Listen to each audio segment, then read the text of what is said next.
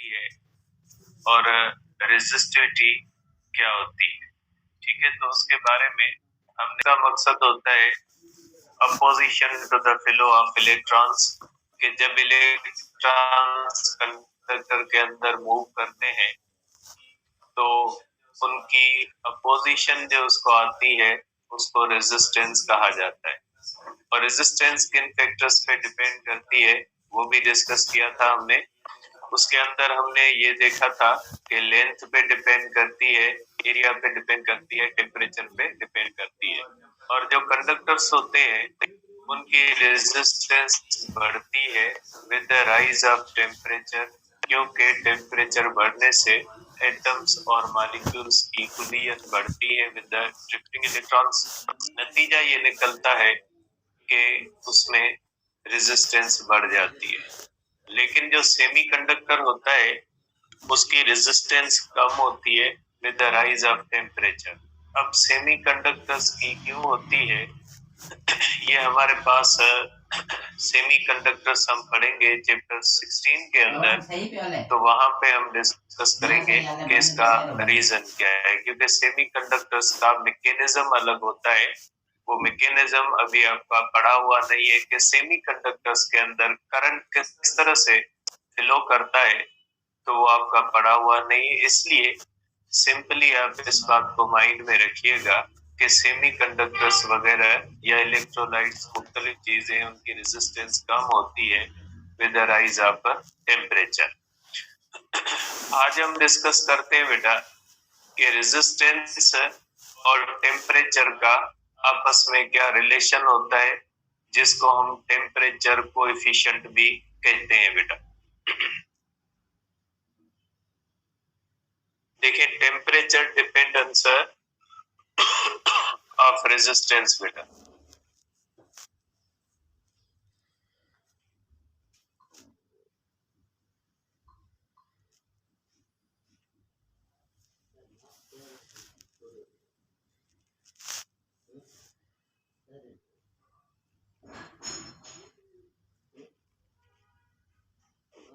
देखिए बेटा, अगर हम देखते हैं तो किसी भी रेजिस्टर का अगर टेम्परेचर 0 डिग्री सेल्सियस है तो 0 डिग्री सेल्सियस पे जो रेजिस्टेंस होती है उसका फार्मूला हमने कैलकुलेट कर किया है। कि फॉर एग्जांपल अगर ये हमारे पास एक कंडक्टर है और उसका टेम्परेचर अगर T है is equal to 0 degree Celsius, तो इस वक्त रेजिस्टेंस होती है इसकी रेजिस्टेंस एट 0 डिग्री सेल्सियस। इसको हम कहते हैं बेटा R नॉट। ठीक है, R नॉट का मकसद है रेजिस्टेंस एट 0 डिग्री सेल्सियस। ठीक है, अब इसका physical to rho L upon ये 0 डिग्री का फार्मूला है। और resistance at any other temperature, किसी भी और टेम्परेचर पे रेजिस्टेंस, इसको कहा जाता है RT। ठीक है, RT का फार्मूला भी आज करेंगे कि अगर टेम्परेचर 0 डिग्री सेल्सियस ना हो कोई और हो तो हम उसको कैसे सॉल्व करेंगे बेटा। देखिए बेटा, अगर हम देखेंगे कि रेजिस्टेंस का रीजन हमने डिस्कस कर लिया है कि कोई भी जो कंडक्टर होता है उस कंडक्टर के अंदर जो रेजिस्टेंस होती है उसका रीजन होता है एटम्स या मॉलिक्यूल्स की कोलिजन विद इलेक्ट्रॉन्स। जो एटम्स और मॉलिक्यूल्स कोलाइड करते हैं ड्रिफ्टिंग इलेक्ट्रॉन्स के साथ, तो उसकी वजह से उन इलेक्ट्रॉन्स की वेलोसिटी और काइनेटिक एनर्जी कम हो जाती है, डिस्ट्रॉय हो जाती है। नतीजा ये निकलता है वो डायरेक्टली प्रोपोर्शनल होता है ड्रिफ्ट वेलोसिटी के। तो देखिए बेटा, अगर हम देखेंगे तो आपने देखा है कि resistance of conductor resistance of conductor increases with the rise of temperature beta.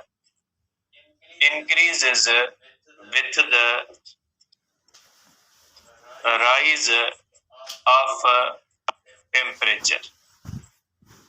ठीक है बेटा, टेम्परेचर के बढ़ने से बढ़ती है, because collisions of drifting electrons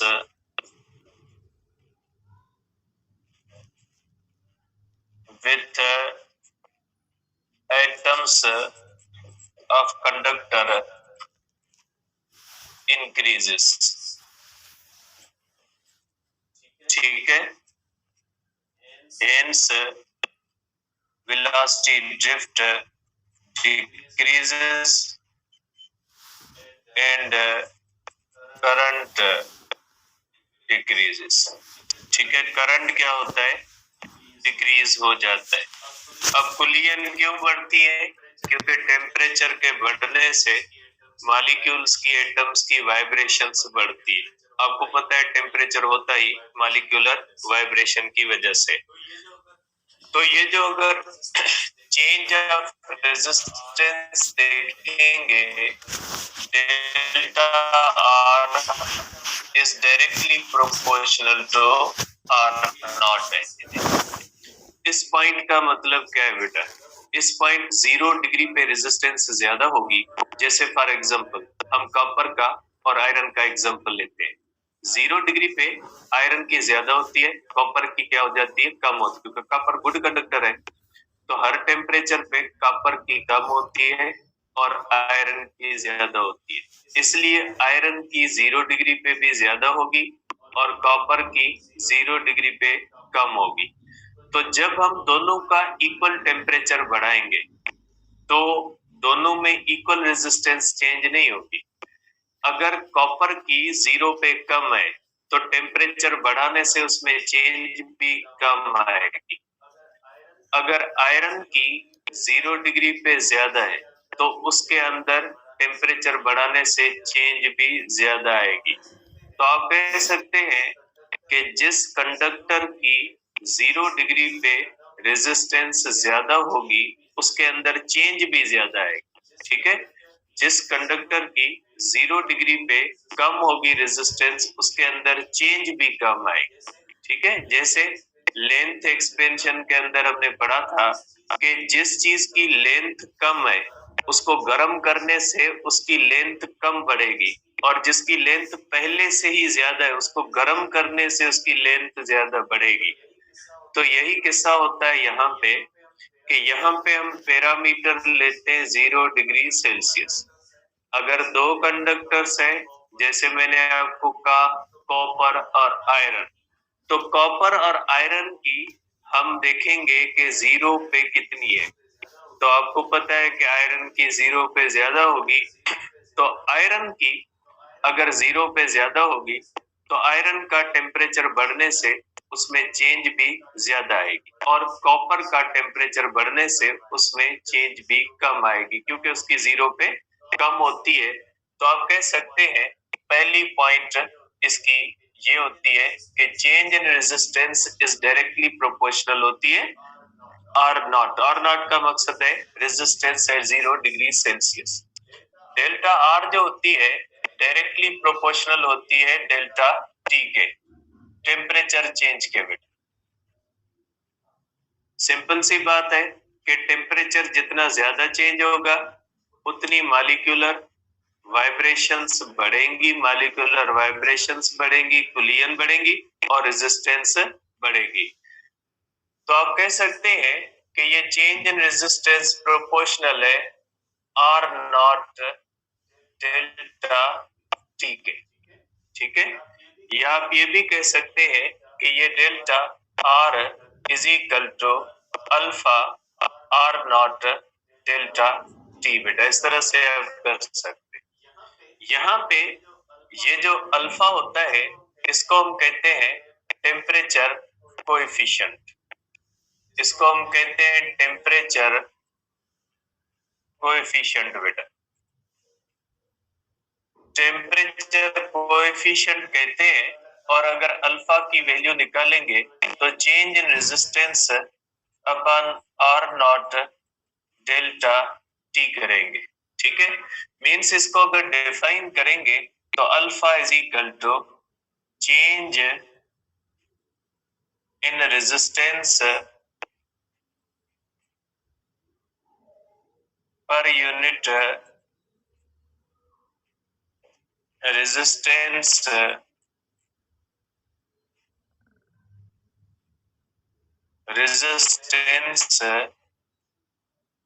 at 0 degree Celsius per degree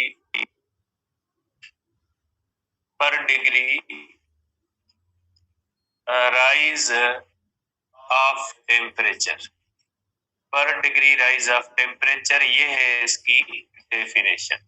ठीक है, या अल्फा को आप इस तरह भी कर सकते हैं, delta R upon R naught into delta T. इसको हम कहते हैं fractional change, change per unit original, इसको हम कहते हैं फ्रैक्शनल चेंज, इसको हम फ्रैक्शनल चेंज भी कहते हैं, फ्रैक्शनल चेंज इन रेजिस्टेंस बेटा। ठीक है, तो इस हिसाब से आप इसको डिफाइन इस तरह भी कर सकते हैं कि alpha is equal to fractional change in resistance, change in resistance per degree rise of temperature.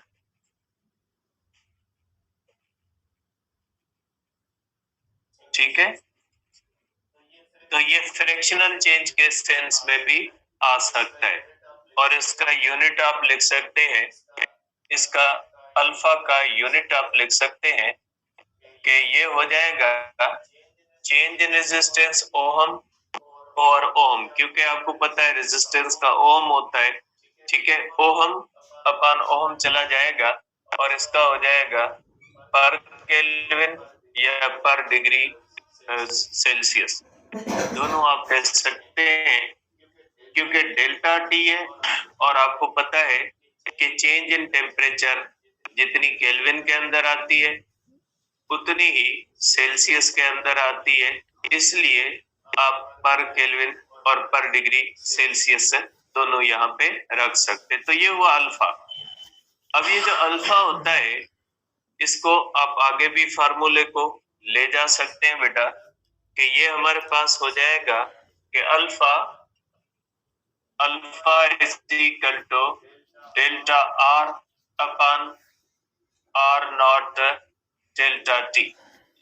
अब डेल्टा आर का आपको पता है बेटा कि डेल्टा आर का मकसद है change in resistance is equal to R T minus R naught.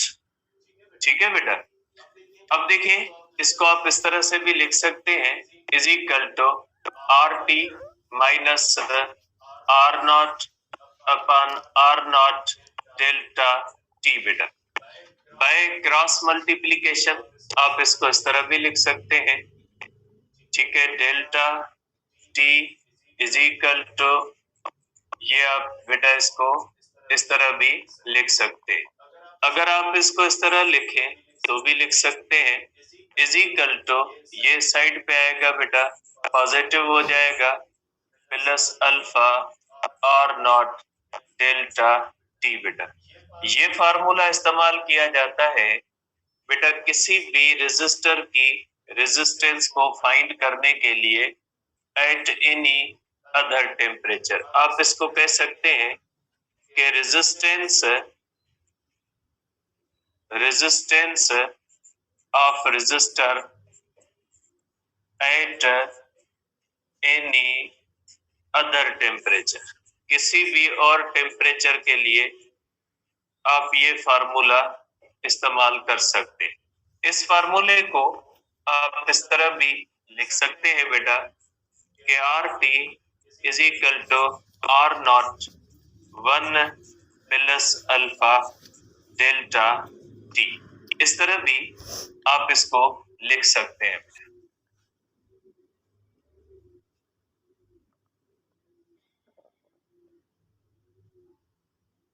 ठीक है, अब आप इसको इस तरह से लिख सकते हैं बेटा। ठीक है, आप इसको रेजिस्टिविटी सेंस में भी लिख सकते हैं कि rho T is equal to rho naught 1 plus alpha delta T. इस तरह भी आप इसको लिख सकते हैं। मीन्स ये आपको रेजिस्टिविटी बताएगा एट एनी अदर टेम्परेचर, क्योंकि आपके पास जो आपके बुक में वैल्यू दी गई है वो रेजिस्टिविटी की जो दी गई है वो 0 डिग्री पे दी गई है। और आपको पता है रेजिस्टिविटी डिपेंड करती है नेचर ऑफ द मटेरियल पे और आल्सो डिपेंड करती है टेम्परेचर पे, क्योंकि रेजिस्टिविटी के अंदर लेंथ और एरिया फिक्स होती है, क्योंकि उसका वॉल्यूम 1 मीटर क्यूब होना चाहिए, तो इसलिए उसके अंदर लेंथ और एरिया जो होते हैं वो फिक्स होते हैं। जबकि उसके अंदर जो वेरिएबल चीजें होती है रेजिस्टिविटी के अंदर वो होती है नेचर ऑफ मेटल मटेरियल, और टेम्परेचर जो होता है बेटा वो चेंज हो सकता है। तो ये resistivity eight any other temperature के लिए आप ये कर सकते हैं। Resistivity eight any other temperature, किसी और टेम्परेचर पे रेजिस्टिविटी इसी फार्मूले से आती है बेटा। अब एक बहुत ही इंपॉर्टेंट बात है बेटा कि ये जो अल्फा होता है, ये जो alpha can be positive as well as negative बेटा। अल्फा पॉजिटिव भी हो सकता है, negative, depending upon delta R. ठीक है, डेल्टा आर की बुनियाद पे ये हो सकता है बेटा। डेल्टा आर अगर पॉजिटिव है, जैसे आपको पता है कि delta R is positive for conductors when temperature is increased. Temperature जब बढ़ाते हैं तो डेल्टा आर जो होता है पॉजिटिव होता है, क्योंकि उनकी रेजिस्टेंस बढ़ती है। क्योंकि बेटा एट एनी अदर टेम्परेचर उनकी रेजिस्टेंस ज्यादा होती है as compare to R naught, क्योंकि बेटा कंडक्टर की रेजिस्टेंस बढ़ती है तो किसी और टेम्परेचर पे रेजिस्टेंस ज्यादा होगी। ठीक है, इसलिए हम कहेंगे कि डेल्टा आर पॉजिटिव होगा कंडक्टर के लिए। तो इस तरह से अल्फा जो होगा ये पॉजिटिव होगा फॉर कंडक्टर्स। ठीक है, मेटलिक कंडक्टर्स भले आप कर लें, मेटलिक कंडक्टर के लिए पॉजिटिव होता है। डेल्टा आर नेगेटिव होता है सेमी कंडक्टर्स के लिए। Delta R is negative for semi conductors, क्योंकि सेमी कंडक्टर्स की टेम्परेचर बढ़ने से रेजिस्टेंस कम होती है। When temperature is increased. ठीक है, तो इसके लिए आप कह सकते हैं क्योंकि उसकी आर टी लेस देन होती है आर नॉट, देयरफॉर आप कह सकते हैं is equal to negative for semiconductors. आपके बुक के अंदर वैल्यूज लिखी हुई है, आप देख सकते हैं। अल्फा पॉजिटिव और नेगेटिव हो सकता है, जबकि मोस्टली रेजिस्टिविटी और रेजिस्टेंस जो होते हैं वो पॉजिटिव ही रहते हैं या जीरो हो सकते हैं। रेजिस्टिविटी या रेजिस्टेंस जीरो जब होगी तो ऐसी फिनोमिना को सुपर कंडक्टिविटी कहा। सुपर कंडक्टिविटी एक ऐसी फिनोमिना है जो लो टेम्परेचर्स पे ऑब्जर्व की जाती है कंडक्टर्स में, जिसमें कंडक्टर्स का टेम्परेचर कम होने से रेजिस्टेंस जीरो हो जाती है, तो हम कहते हैं कि अब कंडक्टर्स सुपर कंडक्टर्स बन गए। ठीक है, तो ये हो गया हमारे पास बेटा टेम्परेचर कोएफिशिएंट। अब इसके अंदर अगर इस तरह से क्वेश्चन आता है तो उसको सॉल्व करने का तरीका ये टेक्स्ट बुक्स के अंदर भी पढ़ा है कि टेम्परेचर या रेजिस्टेंस कर दे। Resistance of copper wire at 0 degree Celsius is 100 ohm. What is resistance of same conductor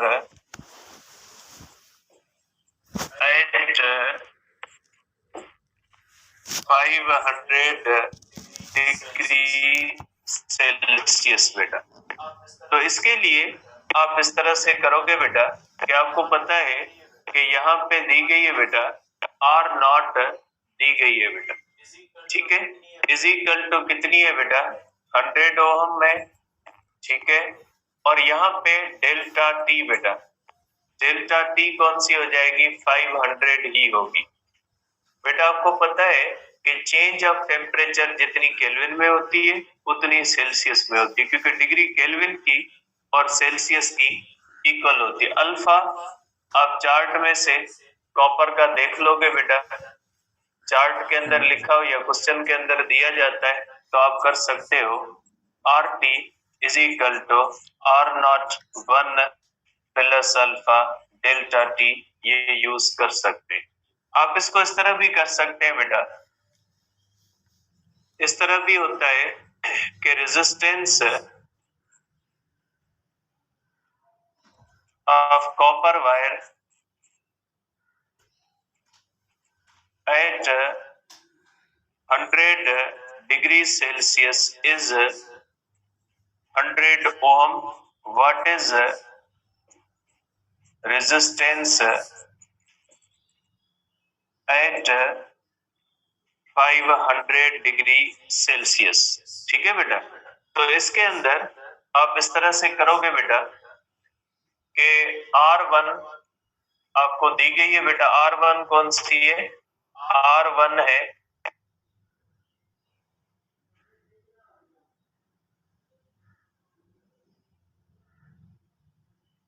100 ओम है, ठीक है।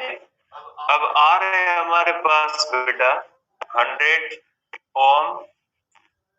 अब देखिए यहाँ पे डेल्टा टी कैसे निकालो बेटा, यहाँ पे डेल्टा टी 500 और 100 के दरमियान नहीं निकालोगे, क्योंकि दोनों की रेजिस्टेंस कंपेयर हमेशा 0 से होती है।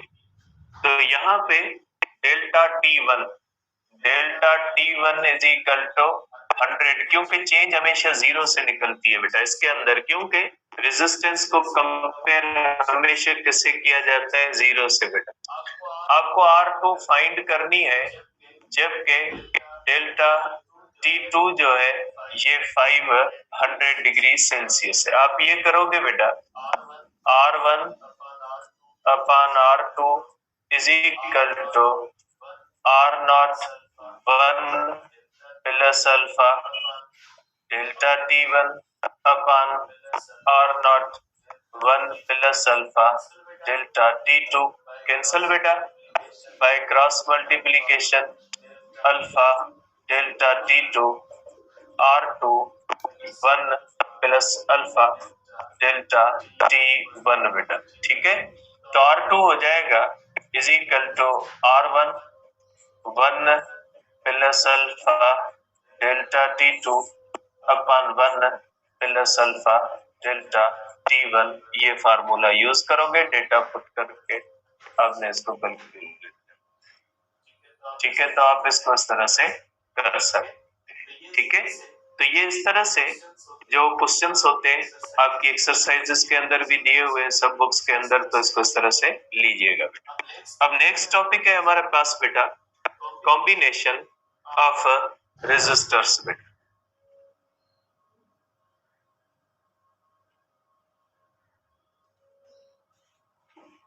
कॉम्बिनेशन ऑफ रेजिस्टर्स के रेजिस्टर्स को कैसे कंबाइन किया जाता है आपस में।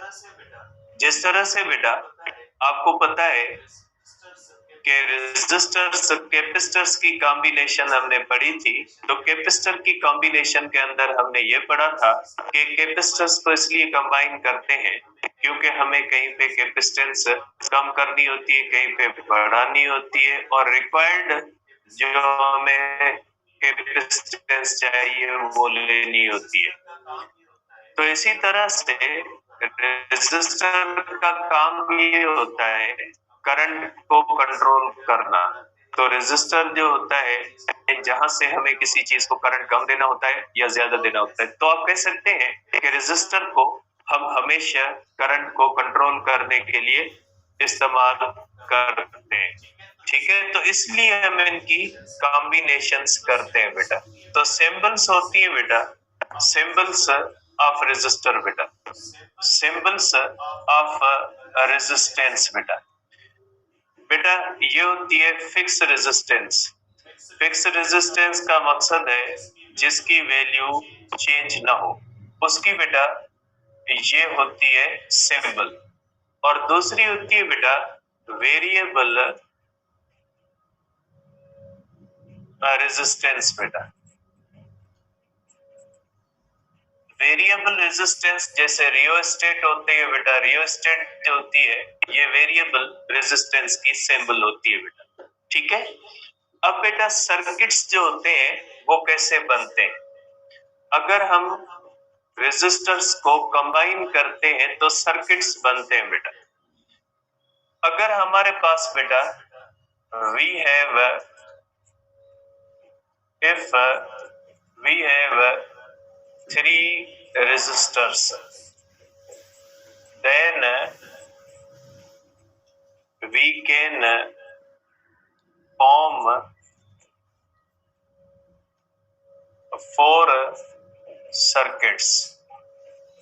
ठीक है, आप कह सकते हैं कि नंबर ऑफ रेजिस्टेंस अगर आपके पास 3 है, नंबर ऑफ रेजिस्टेंस अगर आपके पास है n इज इक्वल टू 3, तो नंबर ऑफ सर्किट्स बेटा is equal to n plus 1 is equal to 4। ये फार्मूला होता है बेटा। जैसे फॉर एग्जांपल अगर हमारे पास 3 रेजिस्टर्स हैं बेटा, उनकी पहली कॉम्बिनेशन ये हो सकती है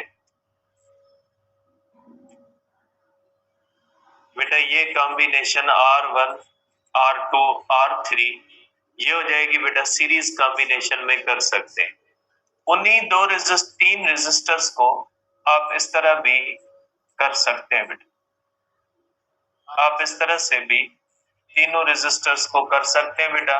R1 है, R2 है, R3 है बेटा।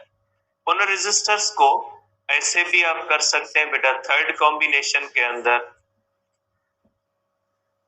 इस तरह से R1 है, R2 है और R3 इस तरह भी आप कर सकते। या आप ये भी कर सकते हैं फोर्थ कॉम्बिनेशन बेटा। तो आप इस तरह से अगर आपके पास 3 रेजिस्टर्स हैं तो 4 डिफरेंट कॉम्बिनेशंस बना सकते हैं। ठीक है, 3 रेजिस्टर से आप 4 कॉम्बिनेशंस बना सकते हैं। अब हम पहले करते हैं बेटा series combination.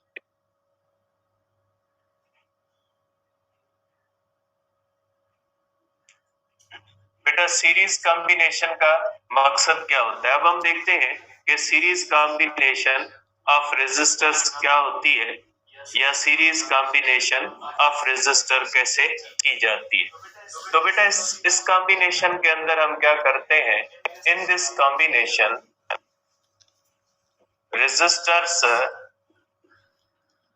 Resistors are combined end to end. End to end का मकसद होता है बेटा इस तरह से, ये जो कॉम्बिनेशन होती है बेटा कि इस तरह से रेजिस्टेंसेस जो होती है बेटा, इस तरह से अगर हम इनको इस तरह से कनेक्ट करें बेटा, इस तरह से, तो ऐसी कॉम्बिनेशन को हम क्या कहते हैं? सीरीज कॉम्बिनेशन कहते हैं बेटा। ये R1 होगी, R2 होगी, ये होगी R3 बेटा। अब अगर इसको बैटरी से कनेक्ट करते हैं बेटा, अगर हम बैटरी से इसको कनेक्ट करते हैं, तो बैटरी से कनेक्ट करने के बाद बेटा यहां से करंट आता है बेटा, ये करंट आई आता है, इसको मेन करंट कहा जाता है। आई जो होता है इसको कहा जाता है main circuit current.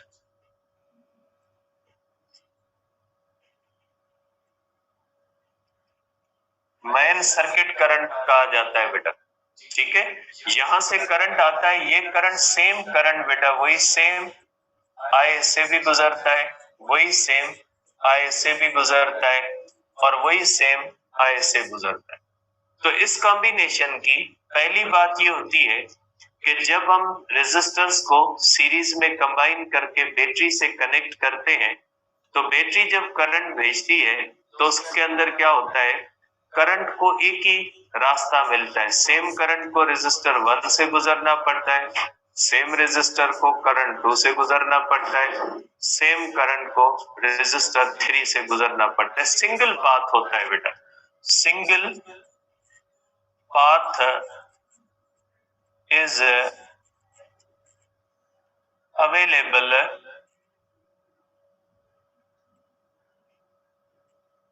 to current बेटा। same current passes through each resistor बेटा। सब रेजिस्टर में से जो होता है वो सेम करंट जो होता है वो गुजरता है। I1 is equal to I2 is equal to I3 is equal to I। जो मेन सर्किट करंट होता है सबके अंदर वो सेम होता है। अब देखिए बेटा, ये बैटरी हमेशा देती है पोटेंशियल, बैटरी करंट को पोटेंशियल देके रवाना करती है। ये पोटेंशियल इन तीनों रेजिस्टर्स के अंदर खत्म होता है। कुछ पोटेंशियल रेजिस्टर 1 में खत्म होता है, कुछ रेजिस्टर 2 में खत्म होता है, कुछ रेजिस्टर 3 में खत्म होता है। तो आप कहोगे कि potential on each resistor is same, means V1 is equal to V2 is equal to V3। V के बराबर नहीं होगा, लेकिन ये टोटल सम होगा इसके बाद। If R1 is equal to R2 is equal to R3। अगर यहां से सपोज करें बैटरी का पोटेंशियल 12 वोल्ट है और ये रेजिस्टेंसेस इक्वल है, तो 4 वोल्ट खत्म यहाँ पे होगा, 4 यहाँ पे होगा, 4 यहाँ पे होगा। इसका मतलब ये ऐसा नहीं कि ये 12 है, 12 यहाँ पे, 12 यहाँ पे, 12 नहीं। इसका मतलब है अगर बैटरी ने 12 वोल्ट दिया है तो इन तीनों में इक्वल इक्वल खत्म होगा। अगर रेजिस्टेंसेस सेम है, ये भी 10 ओम 10 ओम 10 ओम, तो 4 वोल्ट इसमें, 4 वोल्ट इसमें, 4 वोल्ट इसमें खत्म होगा। ठीक है। अब potential is different if R1 is not equal to R2 is not equal to R3। अगर रेजिस्टेंसेस इक्वल नहीं है, ये 10 है, 20 है, 30 है, तो इसमें 2 होगा, इसमें 4 होगा, इसमें 6 होगा। डिफरेंट खत्म होगा अगर रेजिस्टेंसेस डिफरेंट है, क्योंकि रेजिस्टर को पोटेंशियल ईटर भी कहा जाता है, पोटेंशियल को खाने वाली चीज कहा जाता है। आप कह सकते हैं कि यहाँ से बैटरी जो पोटेंशियल देती है, ये करंट जब इस रेजिस्टर में जाता है तो रेजिस्टर क्या करता है? रेजिस्टर इस करंट को रोकता है, और बैटरी क्या करती है? इस रेजिस्टर से करंट को गुजारने की कोशिश करती है। नतीजा क्या निकलता है कि बैटरी जो करंट को पोटेंशियल देती है वो खत्म होता है, इस रेजिस्टर में खत्म होगा। इस मीन्स पोटेंशियल एक रिश्वत है जो बैटरी इस रेजिस्टर को भी देती है, इस रेजिस्टर को, ताकि ये करंट को गुजरने दे। इसलिए अगर ये आप समझे ये तीनों ऑफिसर है, अगर ये सेम रैंक के हैं, तीनों अगर सेम रैंक के हैं तो ये 12 वोल्ट की रिश्वत तीनों में इक्वल तकसीम होगी। लेकिन अगर ये रेजिस्टर्स अनइक्वल है, ठीक है, एक पियोन है, एक क्लर्क है, एक ऑफिसर है, तो उसमें क्या हो जाएगा, पियोन को थोड़ी मिलेगी और उससे क्लर्क को थोड़ी ज्यादा मिलेगी, ऑफिसर को क्या होगी, उसे ज्यादा मिलेगी। ठीक है, तो आप इसको इस सेंस में देखिएगा। तो इस सेंस में आप ये कह सकते हैं कि टोटल पोटेंशियल जो होता है ये टोटल पैसे तीन बंदों में तकसीम होंगे, V1 के अंदर होंगे, V2 को मिलेगी और V3 को ये पैसे मिलेंगे। तो V होता है I into R is equal to, current तो सब में इक्वल है, I R2 I R3। Current समझे पैसा देने वाला बंदा है, ये बैटरी से 12 वोल्ट पैसे लेता है, इसको भी वही देता है, इसको भी वही देता है, सेम बंदा रिश्वत देने वाला है, इसलिए करंट सबके अंदर क्या हो जाएगा, सेम। तो I into R is equal to I R1 plus R2 plus R3, cancel हो गया, तो रेजिस्टेंस हो जाती है बेटा R1 plus R2 plus R3, क्योंकि रेजिस्टेंस आती करंट को है। इसका मकसद है सीरीज कॉम्बिनेशन के अंदर रेजिस्टेंस क्या हो जाती है बेटा, रेजिस्टेंस बढ़ जाती है। आप कहोगे इन दिस कॉम्बिनेशन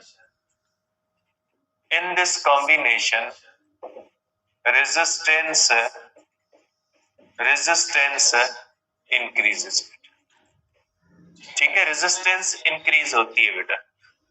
अब हमारे पास एक स्पेशल केस है, स्पेशल केस ये होता है बेटा, स्पेशल केस हमारे पास ये है कि फॉर एन इक्वल रेजिस्टर्स बेटा, एन इक्वल रेजिस्टर्स होते हैं बेटा, तो इक्विवेलेंट रेजिस्टेंस क्या हो जाएगी बेटा, एन इंटू आर। ठीक है, अगर आपके पास एन रेजिस्टर्स है, उनकी रेजिस्टेंस बेटा इक्वल है, अगर R1 is equal to R2 R3 is equal to R4, तो ये फार्मूला इस्तेमाल होगा बेटा। ठीक है, अब यहां से आप कह सकते हैं कि इन सीरीज कॉम्बिनेशन कंडक्टेंस आप कर लें बेटा, कंडक्टेंस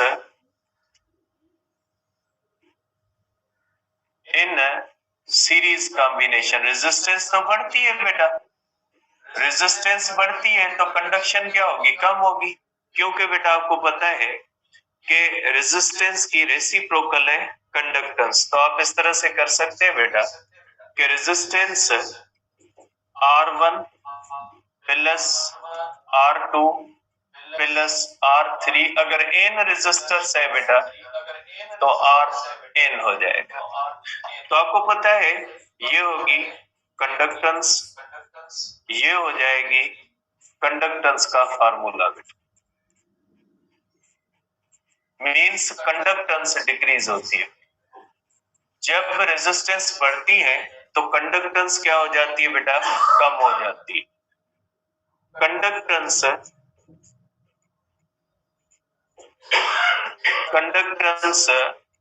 डिक्रीजेस बेटा, कंडक्टेंस डिक्रीज होती है।